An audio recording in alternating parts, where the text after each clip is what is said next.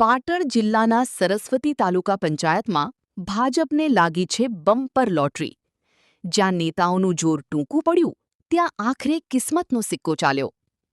સરસ્વતી તાલુકા પંચાયતની કુલ 24 બેઠકોમાંથી 12 ભાજપ અને 12 કોંગ્રેસના ફાળે ગઈ હતી. બરાબરીનો મુકાબલો, કાંટેકી ટક્કર. સત્તા મેળવવા માટે બંને પક્ષોએ એડી ચોટીનું જોર લગાવ્યું, પણ પક્ષપલટાની તમામ ગણતરીઓ ફેલ સાબિત થઈ. કોઈ સભ્ય આઘો પાછો ન થયો એટલે મામલો ટાઈ પર અટક્યો.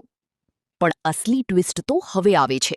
જ્યારે પ્રમુખ પદ માટે બળ અને બુદ્ધિ કામ ન આવ્યા ત્યારે આખરે આશરો લેવાયો કિસ્મતના ખેલનો. મામલતદારની હાજરીમાં બંને પક્ષના સભ્યોની વચ્ચે એક નાની બાળકી પાસે ચિઠ્ઠી ઉપડાવવામાં આવી. અને જુઓ નસીબના ખેલ. એ ચિઠ્ઠી ખુલતા જ કોંગ્રેસના સપના રોળાયા અને ભાજપના ગીતાબેન લક્ષ્મણભાઈ રબારીના નામની ચિઠ્ઠી નીકળી. સરસ્વતી તાલુકા પંચાયતના પ્રમુખ પદે હવે ભાજપના ગીતાબેન રબારી બિરાજમાન થયા છે, જ્યારે ઉપપ્રમુખ તરીકે રાહુલજી શર્માજી ઠાકુરની વરણી કરવામાં આવી છે. લોકશાહીના આ રોમાંચક ડ્રામામાં જીત આખરી ભાજપની કિસ્મતની થઈ છે.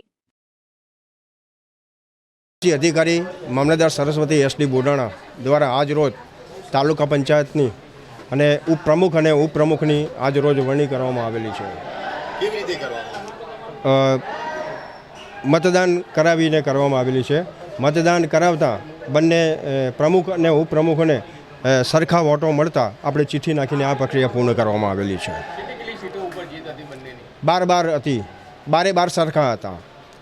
તેથી આપણે ચિઠ્ઠી નાખીને નિયમ અનુસારની પ્રક્રિયા પૂર્ણ કરવામાં આવેલ છે. જેમાં એક દીકરી દ્વારા આપણે બહારથી બોલાવીને એની પ્રક્રિયા પૂર્ણ કરવામાં આવેલી છે. પ્રમુખમાં છે ગીતાબેન લક્ષ્મણભાઈ રબારી અને ઉપપ્રમુખમાં રાહુલજી શર્માજી ઠાકોર જીત હાંસલ કરે છે.